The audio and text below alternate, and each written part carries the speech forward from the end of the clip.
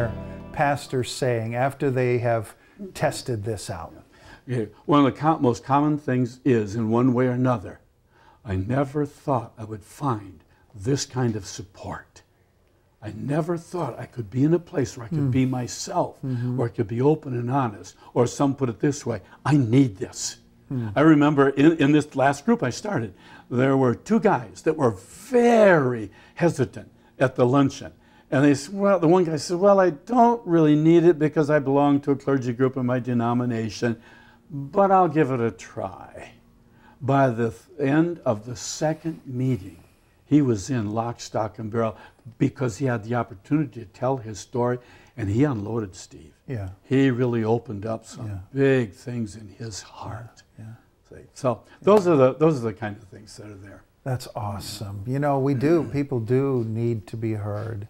We do need to tell our stories, and one of the things about this work about being a pastor is because you are perceived as a spiritual leader of the group, and even among your peers, let's face it, we don't like to admit it, but there's a certain amount of distrust and competitiveness among pastors.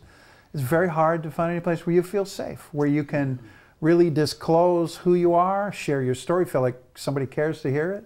And if you share something about the darker experiences of your life, struggles with sin, fears, doubts, whatever, that you won't be sorry that you shared those things. But of course, these groups are absolutely confidential. Yep, absolutely. Yeah. And only one time in the history of this ministry did I have someone, and unfortunately it was a group leader, breaking confidence. And I had to bring him into my office and warned him. I said, I can't have that one more time, and you're out of everything. Okay. See, because I got a call from another pastor about it. It really hurt him that what he had shared in confidence was put out in an email. As we can imagine it in an email. Yeah. Oh, goodness. Yeah. Now, one other thing I'd say, too, it's not possible, that's a strong word to use, but it's not possible to have this kind of a support group if all the pastors in it belong to the same denomination. So we deliberately make these cross-pollinated groups. One group I led for a number of years had a charismatic Episcopalian priest in it, had an Armenian Orthodox priest in it, oh my goodness, had an Assemblies of God guy in it, had a Vineyard guy in it, had a Baptist pastor in it, and had me in it.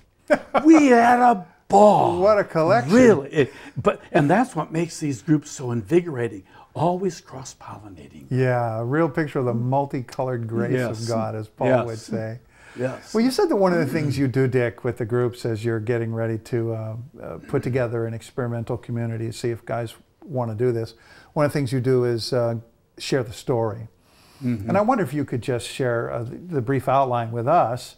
What led you into this ministry? You've been a pastor yourself for 3 decades, which, again, congratulations to you and our hats off to you. And I know I don't have to tell you that that is unfortunately not common, a long-term pastorate like that.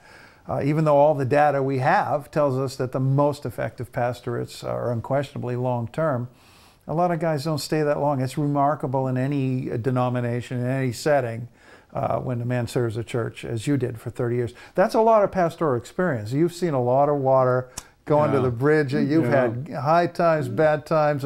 I'm sure you've done things that, looking back, you feel great about, and probably other things you don't feel so great about.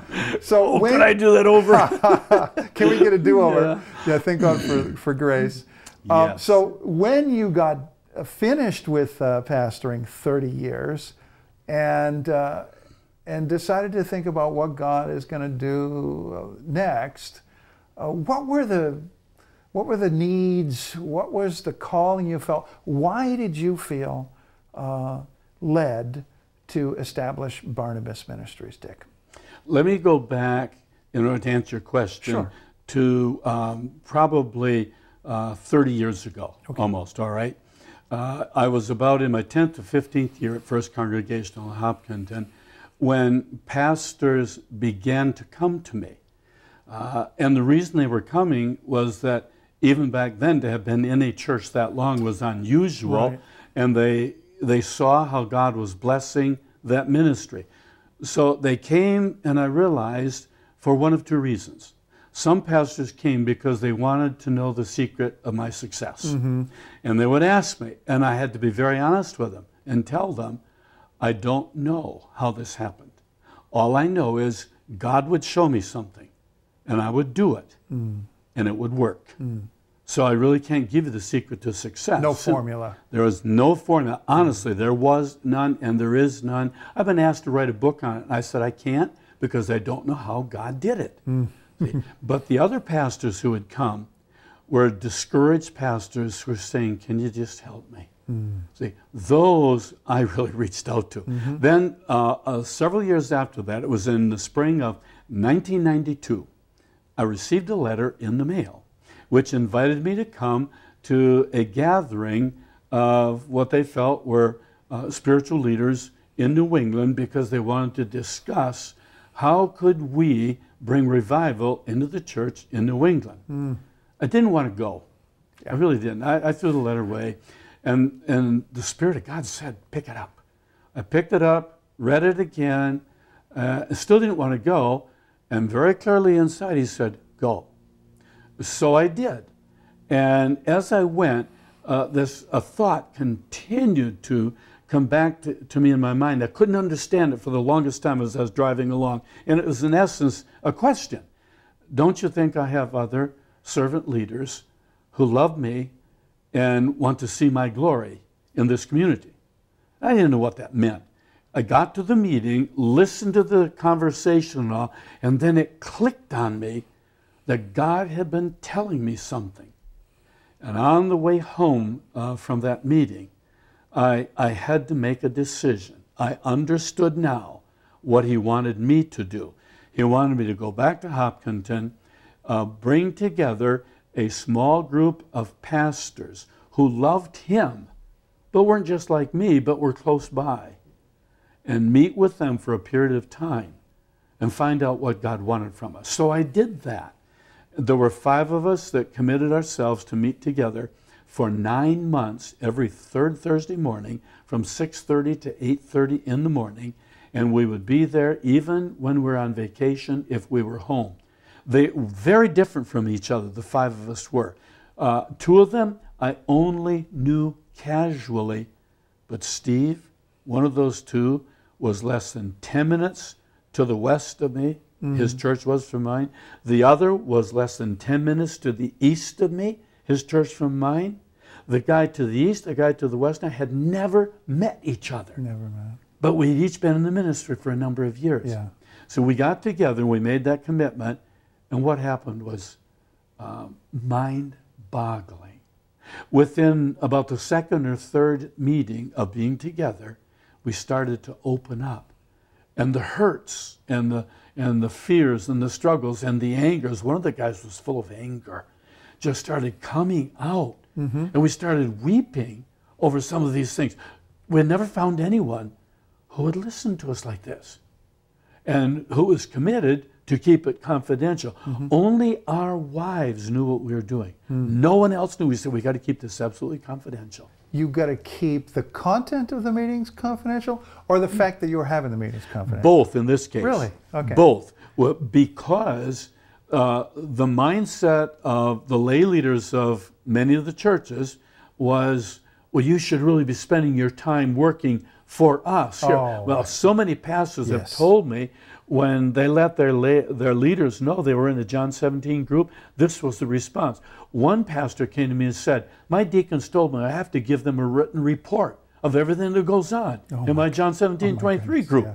I said, well, what are you going to do? He said, I'm not going to do it. I said, that's right, you're not going to do it. But anyway, we kept it quiet from everybody. Yeah. The end of 9 months, I said, okay, our commitment is over.